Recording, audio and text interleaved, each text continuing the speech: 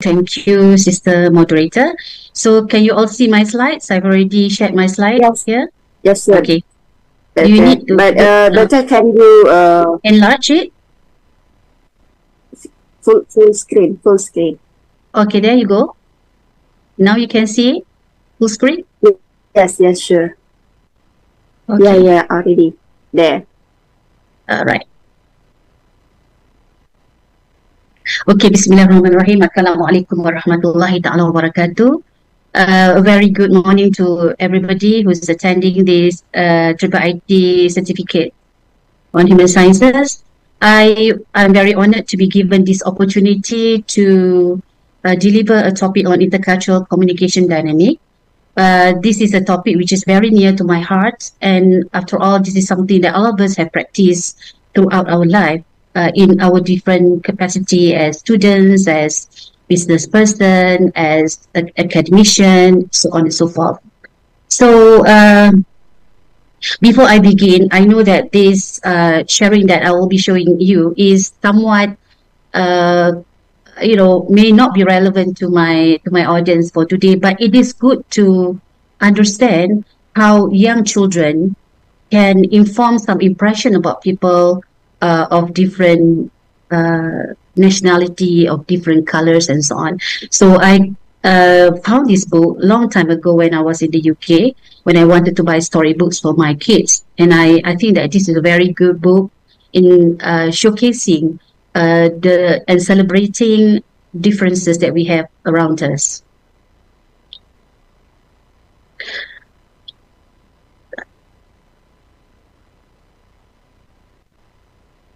Okay, so the topic, the title of the book is All Kinds of People. And you can see that in order for us to teach young children who are still in their impressionable age, it is important to use pictures, colorful pictures, to let them understand the dynamics of intercultural in their playground, in their social environment. So you can see that in this book on cultural diversity, you can see the different children of different color, skin color, different shapes, different interests, and then comparing directly a person, a child with a dark skin and a more fairer complexion, playing together, and all sorts of different physical attributes. Okay, some people have brown hair, flat hair, hair that they like to plait. Some people have short hair. Some people, have no hair, isn't it? So basically, I think it's beautiful to be able to showcase to young children about the different activities and the different makeup, the different creation that Allah has created in this world. How they make people into different colors, different body shapes. And on top of that, not just on the biological side or in terms of what they are born with, but people, when they grow up, they also do all sorts of activities which will further segregate, further distinguish them from the rest. Yes, some people love to play music. Some people play sports and so on. So this is just example as a mukadimah of my topic today. So at the end of the text, at the end of the storybook, there was this interesting mirror at the back cover, at the inside back cover of the storybook. There's a mirror, and then as the owner of the book, you can look at the mirror and see, well, this is me, and then I am special, but I may be different, but this is who I am. So appreciating oneself, in order for us to know others, it is also important for us to know who we are. Okay. That brings me to this topic on cultural patterns. Okay, we are born in a world where we have been defined differently according to who we are, where we are raised in. So the process of socialization, enculturation, when they take place, they further define our custom and traditions differently from others who may come from distant land. So cultural patterns here is the shared beliefs, values, norms, social behaviors, and artifacts that define a group of people and distinguish them from other groups. And there are many cultural patterns that that make up a culture. For example, in terms of their daily rituals. For Muslims, we have our obligatory daily ibadah, which are the five daily prayers. But on top of that, we are also performing our what they call sunat prayer, such as tahajjud, the qiyamul layl, and so on and so forth. And there are also other traditions which makes us more unique. So in terms of cultural patterns, this is the summary of what constitute cultural patterns. The first one is beliefs. All right, belief sits at the core of our culture. So I would like to explain about intercultural communication. And prior to that, I would like to explain about two components, which are culture as well as communication. And later, I will somehow combine them together and see how these two are, the main, the mainstream activities in human society. And later, we are going to look at, the manifestation of Islamic values in intercultural communication dynamism. So belief is the fundamental ideas that people hold to be true, which can include religious belief. So for us Muslim, of course, we are basing our belief in the Tawhidic paradigm. Tawhidic paradigm is our the what do you call that, the alpha and the omega of our existence. So it begins and ends with Allah subhanahu wa ta'ala. So that is our belief. So other cultures may not believe in God. They may be animistic. So the way they perform their daily rituals may be different than us. And we have the tendency to judge them as being not religious or maybe animistic. But even though they are different, there are ways for us to make sure that we don't create any form of animosity towards them, because we respect that this is what they take up as the belief in their society. Okay, for example, the concept of freedom and democracy. Of course, the concept of freedom and democracy vary from culture to culture. All right, the second component of cultural pattern is values. Values is not something that can be easily erased. It's not something that can be easily removed. It's quite deep-seated in one's life. And it's a reflection of the values that the social environment in which we grew up in practice. So it's the deeply held principles that guide behavior and decision-making within a culture. So basically, in some culture, they are considered as being collectivistic. In that sense, the collectivistic nature of the culture would dictate other forms of activities such as decision making. In that culture, in a collectivistic culture, decision cannot be,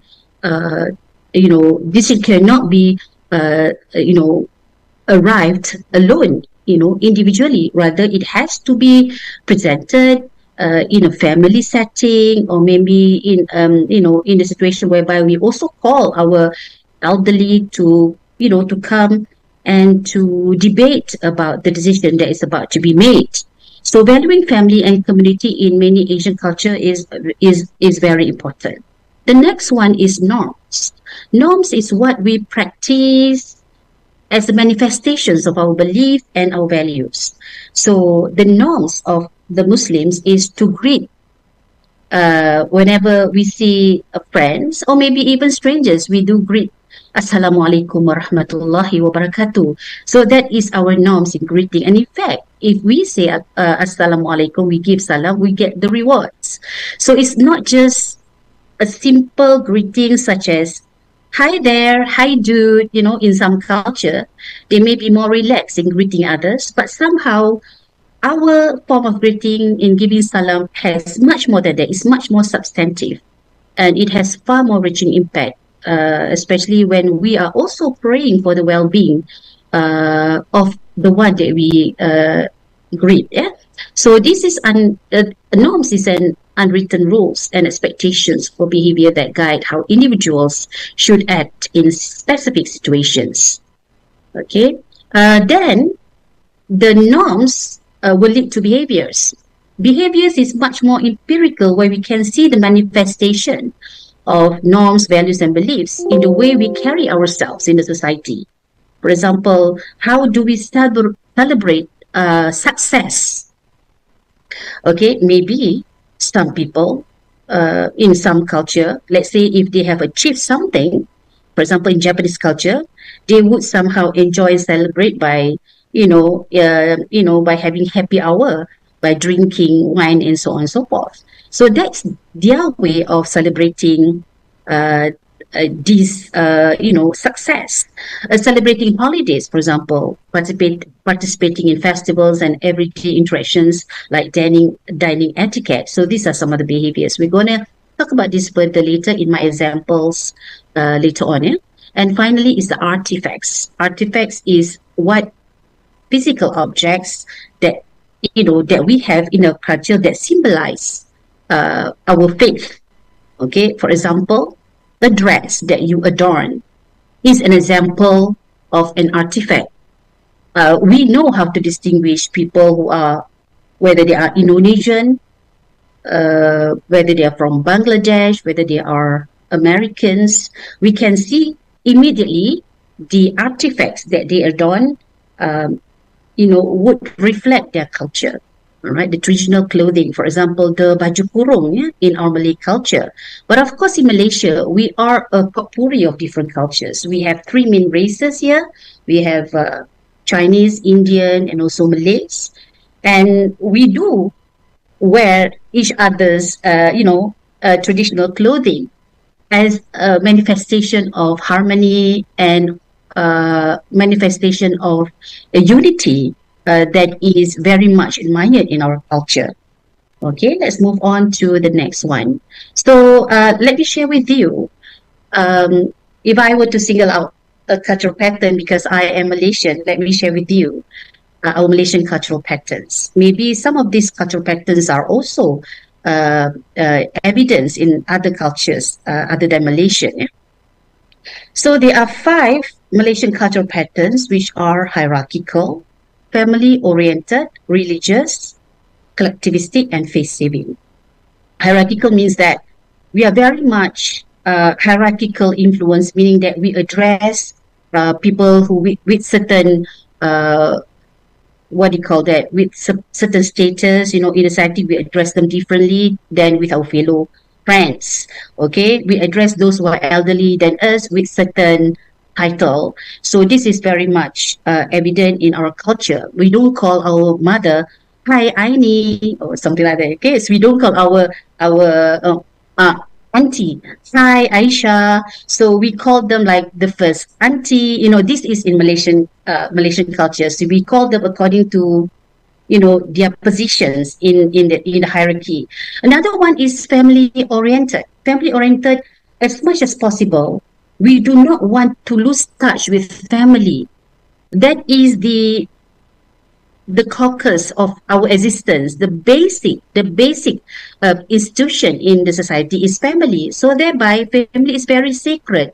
As much as possible, any decisions that we want to make, it should be explained and should be discussed in a family. Family matters. So we cannot somehow dismiss the importance of family when we want to get married. For example, like for example, if my daughter wants to get married, she should not elope to another country and get married, right? Without consulting us. So it is very much revered to be, to somehow discuss and also to embrace the warmth and the important significance of family in our culture. The next one is religious. So we talk about religious because it's Malaysian cultural patterns. I'm not just talking about Malays. Of course, Malays, we are professing Islam as our religion, but the Indians and also Chinese, they are also quite religious in our culture. You can see during different festivities, they express their religiosity in different ways. They may decorate their house. They may visit their DT, and so on and so forth. If you know that in our campus, we are very nearby to the Batu Cave. You can see, how they practice and how they manifest their religiosity by different rituals. Okay, so religiosity is also another important cultural pattern of Malaysian. The next one is collectivistic, that sense of belongingness. It's not us, it's not individualistic. Everything is collectivistic. One decision may have an adverse effects on other phases of our life. So that's why collectivistic is seen as defining our culture. And it's also very Islamic that we think of ourselves as not being alone, even if like we have neighbors who are hungry. We have to think about them. We have to take care about them, the welfare of others around us. So it's not a very self-centered. We are always thinking about others around us, the significant others, not just limited to our own family, but also radiated to neighbors and maybe, people in the community as well. Okay. And finally, is face saving. And this is shared by many of the Asian cultures.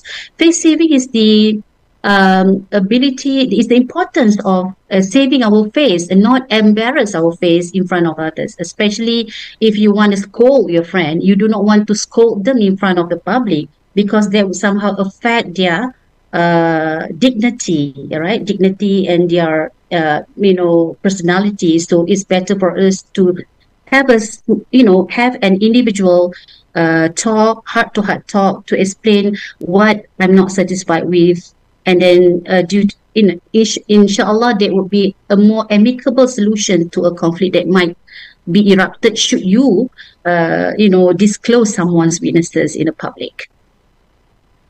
Okay, what are some of the contributors to cultural diversity? Okay, so there are many. Looking at these pictures, you can see that transportation advancement, nowadays people, has more opportunities to travel. As you know, we have a tagline, Asia. Now everyone can fly. So with cheap costs for you to travel, it opens up more opportunity for you to be able to get exposure, to travel to new land, far away land, and to learn new custom, and to also get a glimpse and taste of new culture, which some of them maybe you like, and maybe some of the cultures, maybe some of those custom and tradition that they have, maybe something that you learned but may not necessarily adopted. So there are factors to cultural diversity. Globalization is one of them. So we are living in a globalized world. It's no longer a small village. In fact, when we talk about the context of IIUM itself, all right, there's a saying that we don't have to travel around the world. The world is traveling to you. And IUM is a good example of how it's just like a little UN, whereby we have a potpourri of culture. And this globalization is actually attributed to a number of developments, for example, in terms of the global economy, and more business transactions are held, involving countries, different nations. When we talk about a global economy, there are certain sources or resources which may not be available in our country, but we need to buy from another nation. So that has been going on since the heyday, so since early on in the early days in the history. Another thing that that contributed to cultural diversity is technology and media. Technology and media, with the proliferation of different social media platforms, and the acceptance, the profound effects of this social media in among human society. Now more people are on social media and they are exposed to different resources, okay, thereby bringing in more opportunities for you to get to know other cultures. In those days, in the early days in research, for example, in cultivation study, one of the theories in communication, in cultivation studies, in the absence of a contact with the people that you have a judgment about, you develop certain stereotype. This is because you don't have any contact with that person physical. But nowadays, we can learn just about virtually anybody in the world. Let's say if you are traveling as a business trader, you are traveling to another country, let's say to Zimbabwe, for example, you can easily get information on that or online. Okay, so there is no excuse for you not to be able to acquire knowledge and to equip yourself with the necessary knowledge in order to survive, while you are in a new environment. Okay, so we cannot escape encountering and interacting with people who are different than us. Diversity and plurality are very much defining our society nowadays. And it's important to see that when we talk about diversity and plurality and also intercultural communication, it occurs in different contexts. It could be in the healthcare context, it could be in the educational context. We see children of different origins or different nationality attending schools. Okay, we are being treated nowadays. Medical tourism is also a fertile business, and we see, for example, in our local local hospitals like Ampang Putri and Tawakal, they also hosted clients from different parts of the world who come here. So there is an urgency for the hospitals or the healthcare provider to also have personnel who will be able to accommodate to the needs and to the specific needs of the clients. Okay, in healthcare setting, educational setting, of course, in business setting, where we have counterparts from different parts of the world in negotiating new deals and so on and so forth. All right, so culture basically to some is a creative meaning making process, a fabric meaning where humans interpret their experience and guide their actions, a web that people themselves have spun with. Components of culture include the history, identity, beliefs, values, and worldviews. So basically, culture is an embodiment of many aspects, all right, which makes our society becoming more complicated. And it's not just on the facade, on the surface, but we have to also understand the underlying current, the underlying components that make up a culture. So communication, on the other hand, is a shared meaning and understanding using codes, symbols, media to exchange information in a particular cultural context. So the transfer of meaning from the source and sender, this is what defines communication. Of course, that simple example can also be transcends time, whereby nowadays communication in intercultural context may be mediated by certain media platforms such as Zoom, for example. Of course, there are situations whereby we don't have the opportunity to meet face to face, but somehow it is enough for us to use social platforms such as Zoom to have a classroom context, an educational context that we have now this morning, and enable us to be able to transfer knowledge. Maybe you are not able to get the whole nonverbal cues, of myself as a speaker, but somehow you are able to listen to my voice. You are able to see the slides that I'm sharing with you. So the important thing is that when we communicate, in order for a communication to be successful, we have to develop that sense of shared meaning. Yes, shared meaning. So, as a Muslim communicator, we have to understand, despite the differences that we may have in terms of language, in terms of our nationality, in terms of our custom, what binds us as Muslim together from all around the world is the unity of Tawheed. So that is what should be the modus operandi. That should be the pillar of which we communicate and deal with people from different cultures. So intercultural communication is defined as a transactional symbolic process involving the attribution of meaning between people from different cultures. So intercultural communication is also, I would say, it is not as easy as it seems, because intercultural communication, when I say intercultural communication, it is not only confined to the relationship between people of different faiths, different nationality, but also it could be an intercultural communication within our own society. For example, in Malaysia, the intercultural communication among the different ethnicity that we have here in Malaysia, for example, between Malays and Chinese, or among Chinese, Malay, Indians, and also with some of the ethnicity we have in the Borneo. So basically, intercultural communication encompasses a wide range of communication interaction, which may involve even intergender communication. Uh, People say, you have heard this saying that women are from Mars, men are from Venus, or the vice versa, meaning that women and men are from different planets. So that's why it's difficult to find an agreement between them.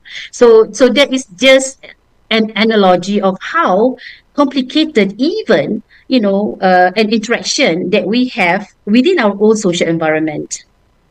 Nowadays, we can also include interaction with people who are disabled, an able person and a person with disability. So you have to know what are the do's and the don'ts, what are the issues that may cause friction between this group. Yeah. Okay, let me give you an analogy of an onion. All of us know onion. We have peel of onion before, but what makes it as a good metaphor to showcase the dynamics of intercultural communication is the concentric circle of the onion, which signify the deep-seated layers and layers of concentric circles that represent different elements and components of the culture. So it indicates how complex a culture may be and how unique the culture may be, and somehow we have to understand that a person maybe we cannot generalize. For example, if you meet someone from Malaysia, you assume that I am, like other Malaysians that you have met. So there are other issues, there are other factors that may somehow shape my persona. For example, I may have been raised in different countries. I may have taken courses in different countries and stayed there for extended years. For example, I pursued my master's in the US, spent there for a few years, and then I pursued my PhD in the UK. So my perspective about life and my embodiment of culture may be a bit different than the average Malaysian. So you have to understand the process of acculturation, enculturation, as well as assimilation that may take place that somehow form, a person persona, a person image. Okay, so basically the onion analogy attends to the inner core cultural activities institutions within culture. Okay, from intercultural perspective, from an Islamic perspective, it emphasizes values rooted in the Quran and Hadith. So we refer to the teachings and practices of Prophet Muhammad. So I'm going to share a number of examples of the principles of intercultural communication dynamics later, advocating for respect, empathy, patience, and justice in cross-cultural exchanges.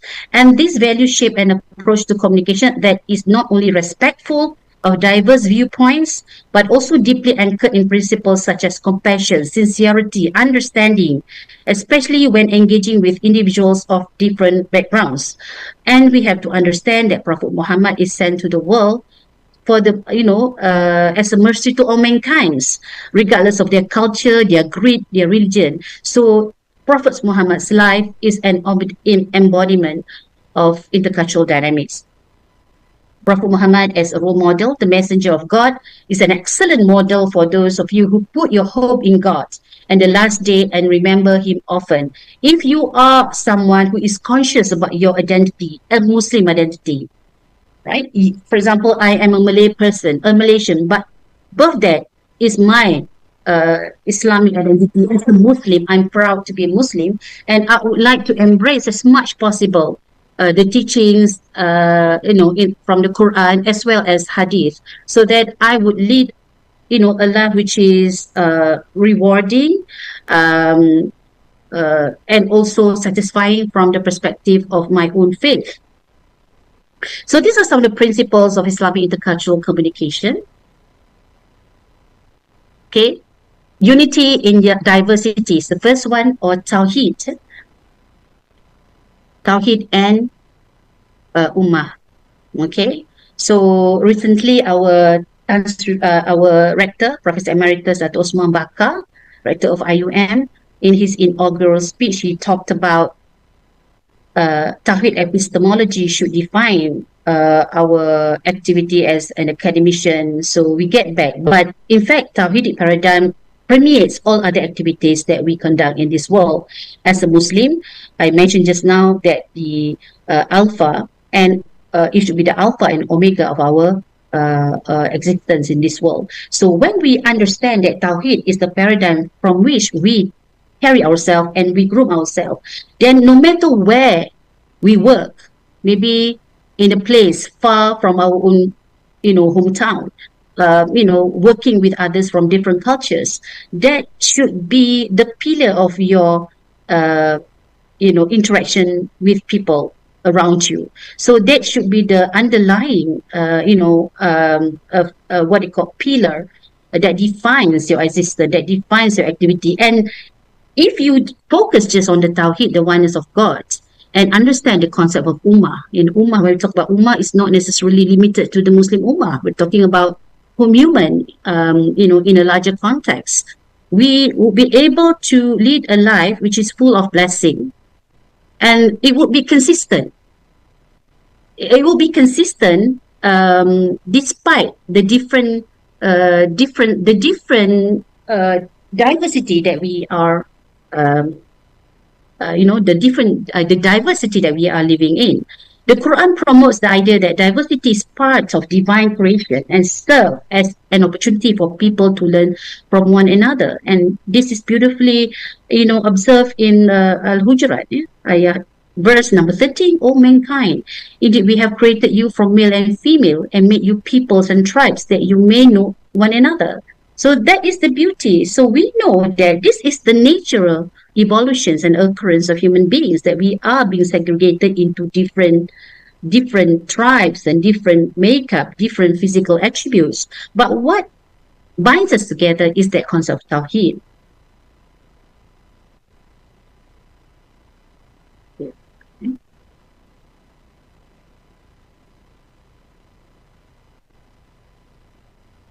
Okay. Can you all still see my slide? Something like just now it was not moving. Okay. It's moved.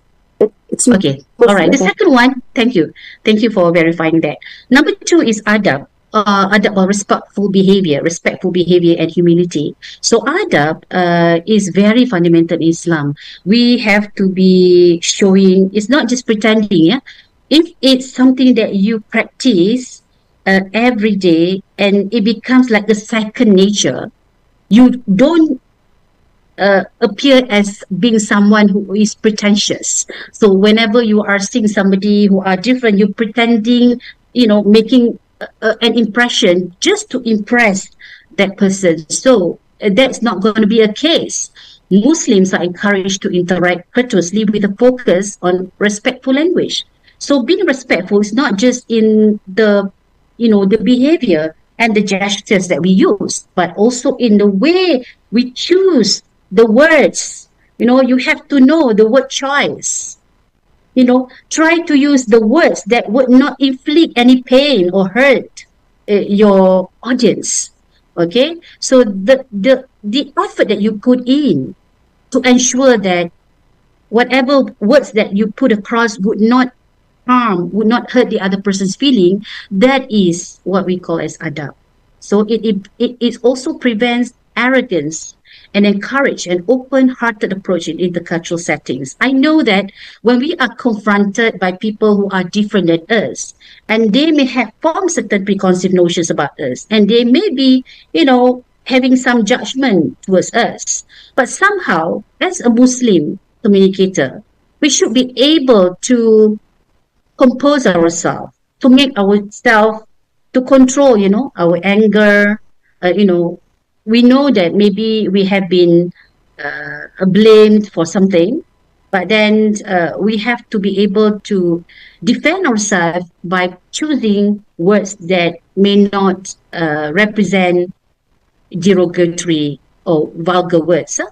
So here, in the Quranic verses, Surah 31, verse 18, and do not turn your face away from people in contempt nor walk in the earth with insolence. Indeed, God does not like every self-deluded boaster. If how comprehensive Islam is, the Islamic values, even the way you walk, the way you carry yourself, is communicated in the Quranic verses, so that you'll be able to form, a character uh, which is not arrogant, which is not self-centered. So hadith in the Prophet Sallallahu Alaihi Wasallam said, no one with an atom's weight of arrogance in his heart will enter paradise. Imagine an atom weight of arrogance will not enter paradise. This is important for us to try educate our hearts, not to develop any form of self-interest, self-boasting character. Even if we hold, a position in a society, we hold a very high status in a society. So that's also very important for leaders not to be humble. For leaders to be humble is very important, because that is the reflection of your faith towards Allah. Empathy and active listening. So listening is also a very important component in the communication process. So whereby when the context in which the listening takes place is very intercultural, full of cultural diversity, it is important for you to focus your attention, so that you'll be able to listen to others, to others' feelings, and so that you will not, misrepresent or misunderstood the communication. So here, even Prophet Muhammad said that Prophet Muhammad SAW would give his full attention to those who spoke to him, whether young or old, ensuring that everyone felt respected and heard. Okay, so another thing is to avoid stereotypes and prejudice. In the Quranic verses, Allah said, "O you who have believed, avoid much negative assumption. Indeed, some assumption is sin." This is very, very, very typical in an intercultural encounter, whereby we develop suspicion, we develop negative preconceptions towards the other party, without having even a full knowledge about that person, about their culture. So with fabricated information, you are willing to develop some negative assumption, and this is not correct. Yeah, this is not we encourage as a Muslim.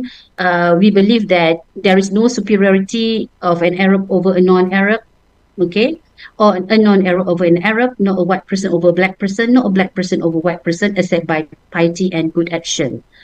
Okay, so basically sabar is also an element that we have to exercise in intercultural communication context.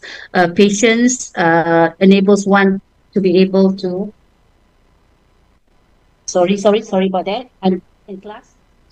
Okay, so basically, and consult them in a matter, and when you have decided, then rely upon Allah. So basically, patience or sabar should be guiding our conversation with people who who are different than us.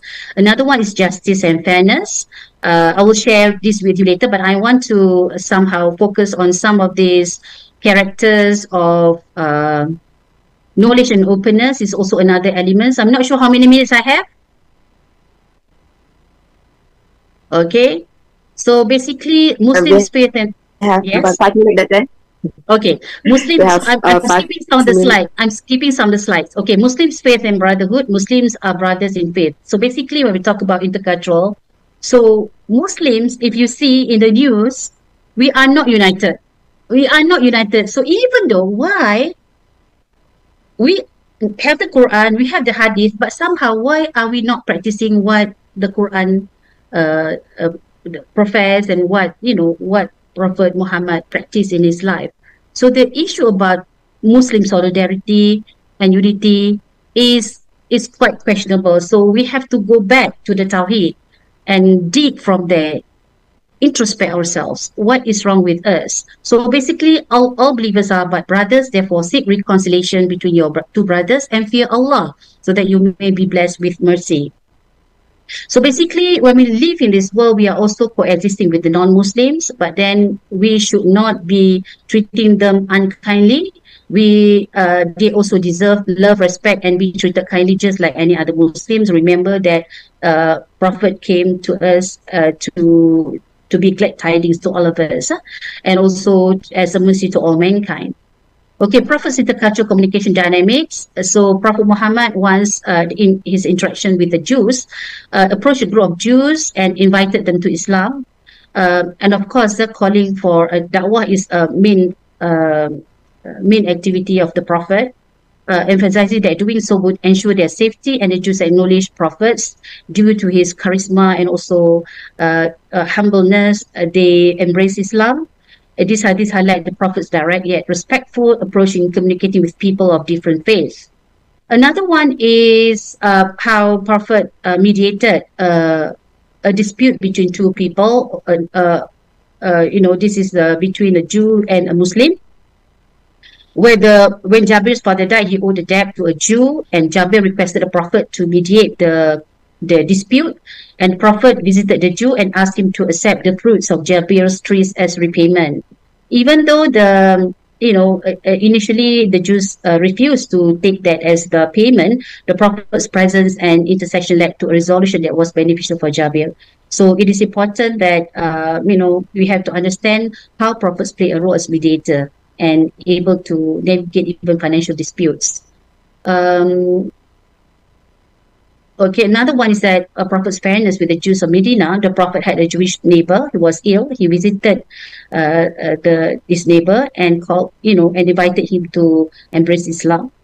And he embraced Islam. This indicates to highlight the Prophet's compassion and willingness to engage positively with people of different faiths. There are many examples of how a Prophet approached even leaders of different cultures, a different religion, to embrace Islam. Okay, in doing so, of course, first he professed the Tawheed, but called them to embrace Islam, sharing what are the merits, what are the advantages of them to when they embrace Islam.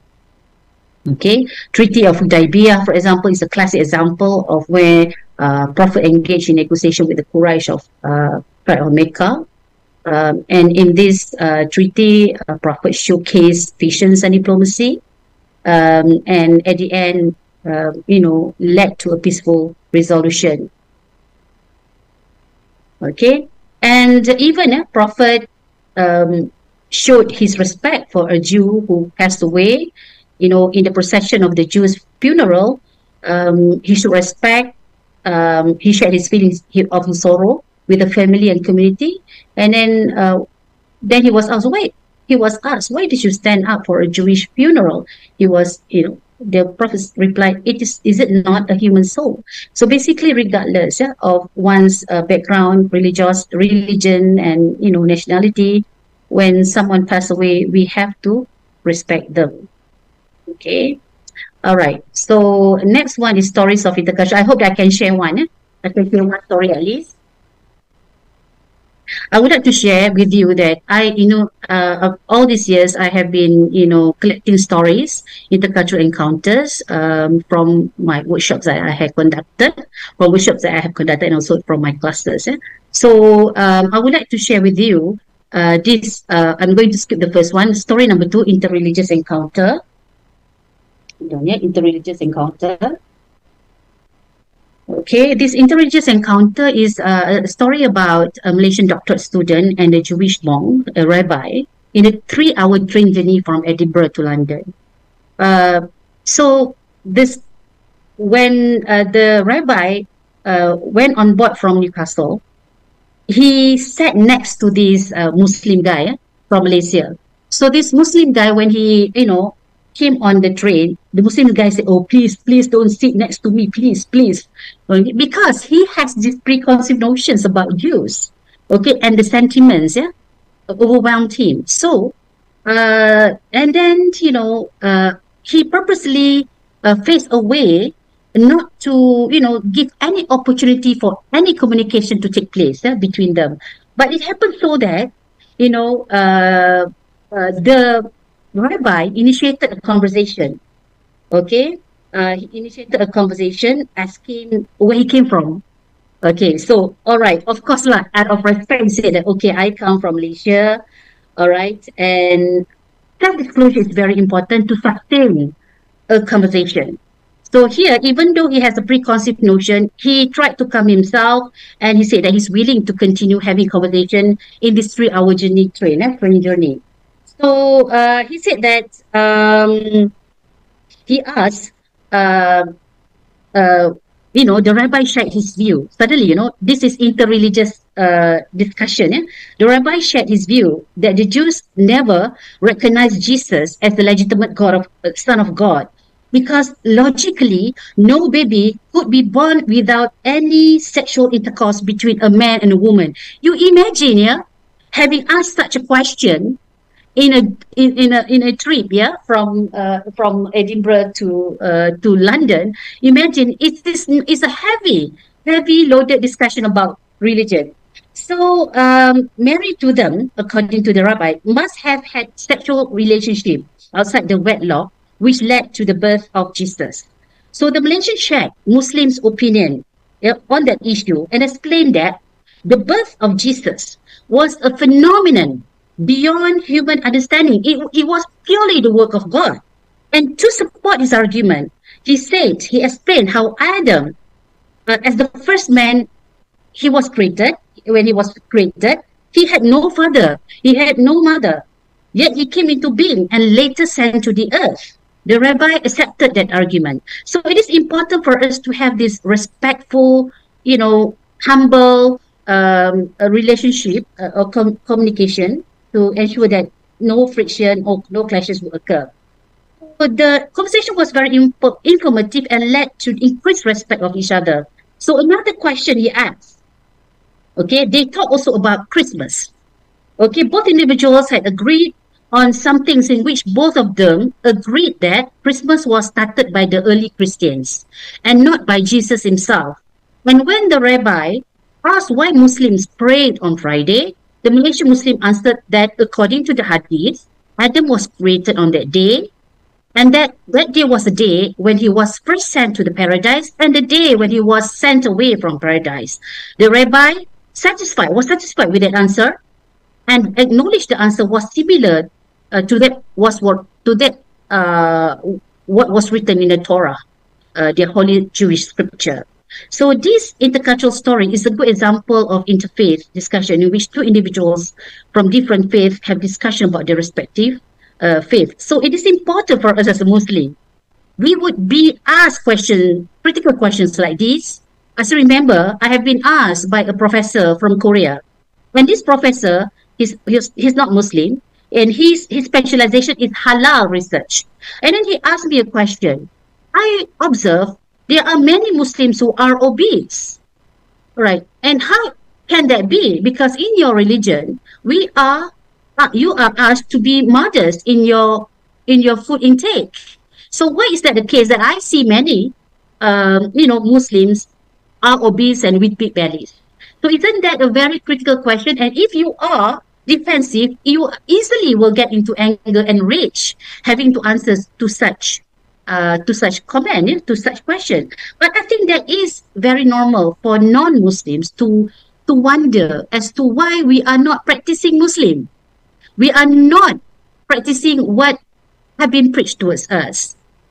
Okay, so that is important for us to equip ourselves with, knowledge on the seerah of the Prophet, on hadith, on Islamic history, so that we will be able to attend to questions, even basic questions about religion, should such encounter happens. Okay. So there's another, do I have more time? Sister Daria? Doctor, yeah, I've passed the time already. Okay. So I have a number of slides. Maybe when I share you later, then you can somehow scroll through and browse through the slide. But basically, I've covered the fundamentals of intercultural communication dynamics by sharing some of the elements from the Islamic perspective, as well as the conventional perspective about intercultural communication dynamics, and also some examples from case study that I have myself developed and shared and documented from my interactions with